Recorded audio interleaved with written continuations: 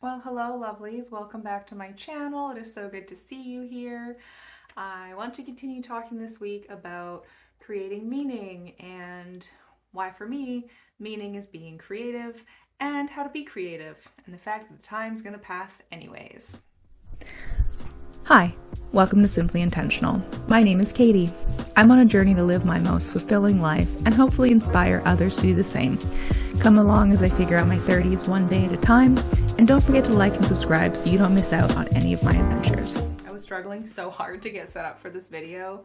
I put on lipstick. This isn't even a lipstick, it's like a tinted lip gloss, and I am like fixating on it. I think I actually hate lipstick, especially on me, but we're gonna go with it because I'm not redoing my makeup. I already struggled so hard. I switched back to my old phone case and I was like, well, why did I stop using this case? I love it so much. And it's because I can't get my mic on my phone with the case on, which is super annoying. So we're gonna work around that. But today I want to talk to you about creativity and building off what I talked about in my last video and what's the meaning of life and how we create our own meaning.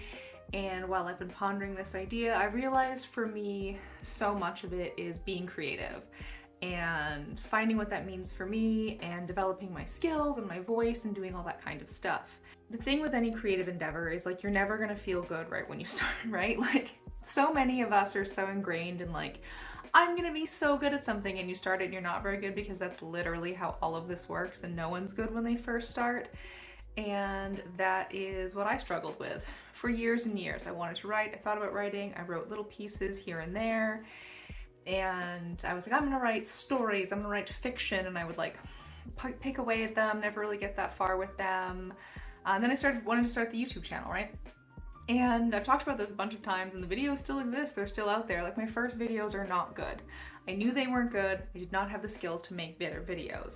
I like the videos I'm making now. I'm sure that in a few years I'm gonna look back on these videos and be like, oof, girl. But that's the process, right? And here's the thing. The most important thing with any creative endeavor is the time's gonna pass anyways. And I did talk about this in my last video, right? Like the time will pass anyways. Working towards your goals, working towards your dreams, but especially with creative endeavors, if you have a burning desire in your soul to do something, if there is something you want to do, and for me it was writing, for me it was like making these kinds of videos, I wanted to do it burning in my soul my whole life. And I spent years and years and years not doing it because I wasn't good enough. And we seem to have this idea that when we read a book, they wrote a brilliant book right away. When we watch a wonderful YouTube video, that it was filmed perfectly and they just smashed out this video. When the reality is, like, these books takes years, they take editing, they take a whole process, they take a team of people to get them out. These videos that people are filming that we are in love with, that we use to shape our values in our life or just be entertained by, they took hours to film and weeks to edit in some cases, right? Mine don't, which I think is clear, but I'm building skills, right? And I have some ideas for some new videos I want to make, and I'm gonna build skills that way, right? But whether you do it or not, that time is going to pass. Whether you start now, and you start painting, and you start writing, or you start sewing or knitting, whatever it is you want to do, right? That time's going to pass anyways. And that yearning in your soul is just going to get bigger and bigger. And I think one of the greatest gifts that we can give ourselves and that we can give the world is our creativity, right? Like maybe you don't want to be a painter, maybe you want to do something else.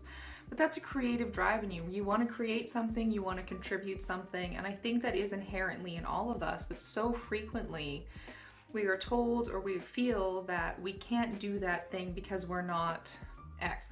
You can't start writing because you're not a writer. Where do they start, man? Come on, you gotta start somewhere, right? And when you don't allow it, when you don't recognize that drive in yourself and you just let it fizzle out and you tell yourself you can't do it so you don't do it, and then 40 years have passed and you remember when you were 20 and you wanted to be a writer, you wanted to paint a masterpiece. Do you want to regret that? Or do you want to have made something in the meantime, right? You have it in you to do what you want to do. You can create the life you want to create. You can paint a great painting. You just have to start. You have to start and you have to build those skills, and you're going to be really bad first. I wrote a lot of stuff that sucked really hard, And it took me a long time to figure out what I wanted to write and what I wanted to write about and what I enjoyed writing about. And now I'm in a place where I feel like I'm starting to find my voice. And I would never have gotten there if I hadn't started. If I had just let those doubts fester and let that creativity fizzle out and continue to tell myself I wasn't good enough. And that's the thing, right? You don't become a writer when your first book is published. You don't become a painter when you have finished your masterpiece. You don't become whatever it is without all the steps in between. The artist is created in every rough draft. The artist is created in every moment at 3 a.m. of self-doubt when you're staring at the thing that you're working on and thinking to yourself, what business do I have doing any of this? That's when an artist is creative. That is when your soul speaks to you. And you need to put in that time and that work, and that's where you become the version of yourself that can create, that becomes a painter, that becomes a writer. That's where you become the version of yourself that's making beautiful jewelry to sell on Etsy. That's where you feed your soul. It's not in the finished product, because, you know, we always hear the cliche, like, life isn't a destination, art isn't a destination. It's the nurturing of your own spirit. It's the nurturing of your own soul that feeds you and that drives your creativity. And this also plays into the idea that, like, oh, ideas drop fully formed into your brain, you birth them into existence. No, there's videos I've filmed, edited, watched again and been like, that can't be seen by the public. There are ideas I write down and write 2 paragraphs of and think about and then go, that wasn't it. Maybe I'll look at that later. Some of them I've looked at months later and done something with. Some of them have been shuffled to the back of my Google Docs, never to see the light of day, right? You have to pick away at things, and sometimes something that you don't love right now might end up in a canvas at the back of your closet that in 5 years you pull out and think, now I have the skills to create that. Now I have the ability for what is in my brain to be presented to the world because I now have the skills to develop it. But if you don't have those rough drafts, if you don't have those reworkings and rewritings and the moments where you just sit back and stare at it and being like, what is this actually? And really think about that, then you're not going to create the space within yourself to know that you can actualize it, maybe not now, but eventually. And this is where you're going to find meaning. You're going to find meaning in understanding that you have the ability to do the things you want to do. You will create meaning for yourself, not in an end product, but in the ability to trust yourself, to fail and to learn and to grow the skills that you want to grow, and to be able to execute with consistency the way you want to work, right? For me, getting better at editing videos and all of that stuff was just making more videos, right? And I'm a firm believer in the idea that success is just 80% of success is just showing up. Just show up, put your best foot forward, and just do the thing. Do the thing.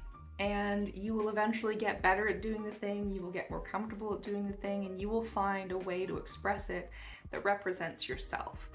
But if after making 3 videos I had said to myself, well, I'm not very good at this, and I had stopped, the time would have passed anyways. The time between those videos and now would have passed anyways. I would have felt bad about not doing it.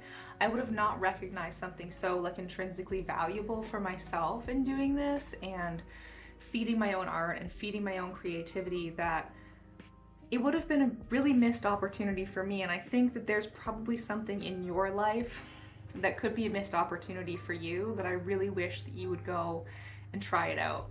And don't let the time pass without investing in yourself. All right, my dudes, that is what I have for you this week. Let me know down in the comments what you think. Do you think creativity burns in all of us? What kind of projects are you working on? What sets your soul on fire? You can always catch me on Instagram, and I will link that down below. You can catch me on TikTok. It's Deeply Unhinged. Wouldn't recommend. And I do have a blog, which I will link down below.